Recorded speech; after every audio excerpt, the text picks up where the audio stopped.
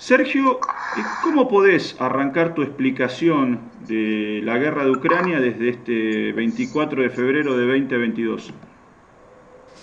Pues que es la segunda etapa de una guerra mucho más amplia que comienza en el año 2014 con la revolución del Maidán y que no solo es una guerra regional entre Ucrania y Rusia por el dominio en esta zona postsoviética, sino también es una guerra internacional, como estamos viendo, entre un eje euroatlántico que quiere pues dominar y seguir dominando el mundo y un eje euroasiático que pretende pues defender la soberanía de los pueblos y sus propios valores identitarios. Estamos hablando con Sergio Fernández Riquelme, es autor del libro La guerra de Ucrania, de la revolución del Maidán a la operación especial. Sergio, hiciste referencia a dos polos, ¿no? ¿Por qué señalaste que la región euroasiática solo quiere defender su territorio? ¿No quiere avanzar tal vez? Sí, porque hace bastante tiempo Mackinder habló del Herland del futuro. Y el Herland del futuro, como estamos viendo, se ha desplazado de la vieja Europa a ese nuevo continente asiático donde están todos los recursos, donde está la población y posiblemente donde esté el futuro de la humanidad, desde Rusia hasta China. Y ahí pues están surgiendo dos nuevos imperios, dos nuevos mundos soberanistas, el ruso y el chino con todos sus satélites o aliados alrededor, que están desafiando pues la hegemonía que durante medio siglo ha tenido los Estados Unidos de Norteamérica y que se sigue intentando mantener fundamentalmente con las administraciones demócratas, ¿no? Quieren ser el sheriff del mundo. Una vez que estamos viendo que hay países, hay potencias, hay nuevos núcleos de poder que tienen su propio camino, que intentan hacerse un hueco en un mundo multipolar y que además defienden una agenda valórica completamente diferente a la que tenemos aquí en Occidente. Sin caer en futurología, ¿vos percibís que esta guerra se puede expandir a otros territorios? Yo creo que ya está expandida. Estamos viendo que aparte del conflicto entre Ucrania y Rusia, vemos como hay protestas en Irán, hay protestas en China y hay conflictos postergados pero muy calientes en África o incluso en América Latina. ¿Por qué? Porque son áreas donde hay pues movimientos, como he dicho antes, potencias regionales o locales que intentan tener su propio camino, viendo que Estados Unidos ya no es lo que era, aunque a nivel mediático lo intenta, a nivel ideológico lo intenta, incluso quiere llevar la democracia a los últimos confines del mundo, pero no la democracia en sentido, podríamos decir, plural, sino un modelo democrático occidental que se ha visto bastante erróneo, por ejemplo, el tema de la gestión de la pandemia, del coronavirus, con restricciones nunca vistas hasta hace muy poquito tiempo, ¿no? Yo creo que se está expandiendo. Algunos autores hablan de la Tercera Guerra Mundial. Yo no me atrevería a tanto, pero si estamos viendo que Estados Unidos, no sé si ya en los estertores de su dominio mundial, intenta pues derribar a países que ahora pues vuelve a situar en el eje del mal. Rusia, China, Irán y otros países mucho más tradicionalistas que hasta este momento, y viendo la debilidad, sobre todo en la época de Trump, que él, pues paradójicamente, replegó alas, intentó ser menos expansionista que sus predecesores, pues están viendo la oportunidad de hacerse un hueco y de confrontar incluso económicamente con Estados Unidos. ¿Quién iba a decir hace 30, 40 años que China estaría a punto de coger como primera potencia económica a los Estados Unidos de Norteamérica? ¿Vos ves un hilo de continuidad entre la llamada caída del muro de Berlín y esto, como que fue parte de un proceso histórico que tiene más de 30 años, independientemente de lo que ocurrió en Ucrania en 2014? Sí, estoy totalmente de acuerdo con que hay un hilo. Fukuyama habló del fin de la historia, que tras la caída del muro de Berlín ya no habría pues una alternativa ni ideológica ni económica a la democracia liberal o neoliberal apadrinada o encabezada por los Estados Unidos de Norteamérica. Pero estamos viendo que sí, que China supo cambiar su modelo colectivista comunista por un capitalismo propio que hizo sobrevivir al régimen de Pekín, y Rusia, pues tras la llegada de Vladimir Putin, decidió que ya bastaba de que los Estados Unidos se aprovecharan de los recursos de la población y de los gobiernos de buena parte de las nuevas repúblicas ex-soviéticas, ¿no? Había caído el muro de Berlín y pensábamos que ya era una época plena democracia y de derechos humanos a la norteamericana, pero de repente hemos visto cómo otras potencias, otros países han decidido seguir su propio camino, y no solo, por ejemplo, en el espacio exsoviético, sino el propio espacio excomunista. Vemos como países como Polonia o Hungría, en la Europa del Este, que fue la avanzadilla de los Estados Unidos en la caída del muro de Berlín, de la Unión Soviética, pues ahora han cogido caminos soberanistas, tradicionalistas, que se enfrentan directamente no solo con Estados Unidos, sino incluso con la propia Unión Europea a la que pertenecen.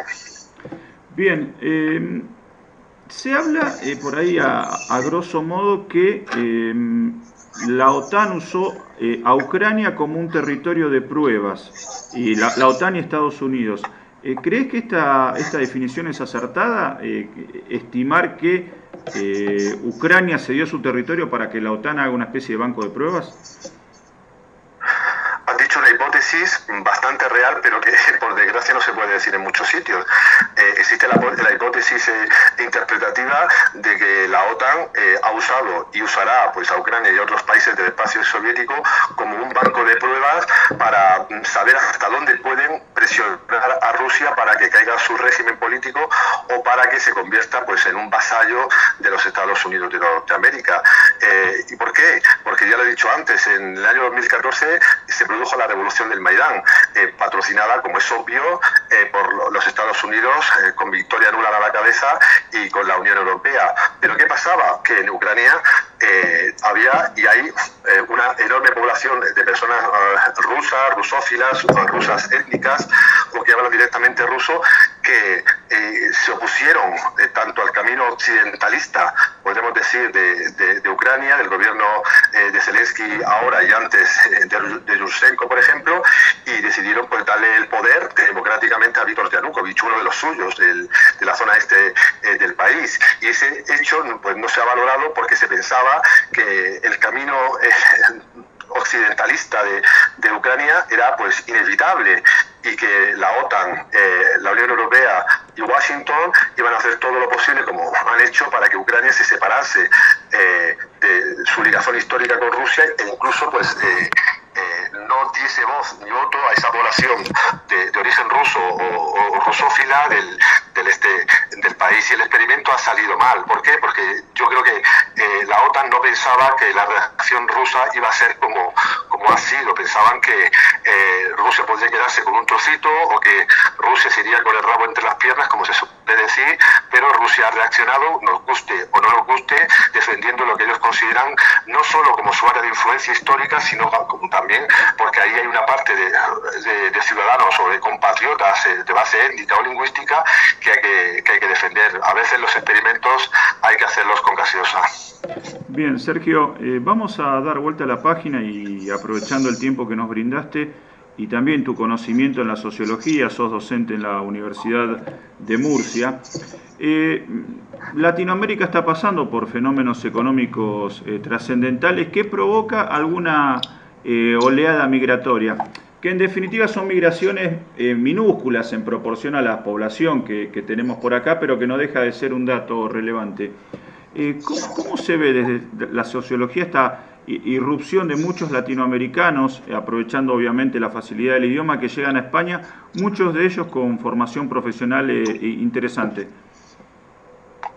Tú has dicho también otra clave esencial, con formación.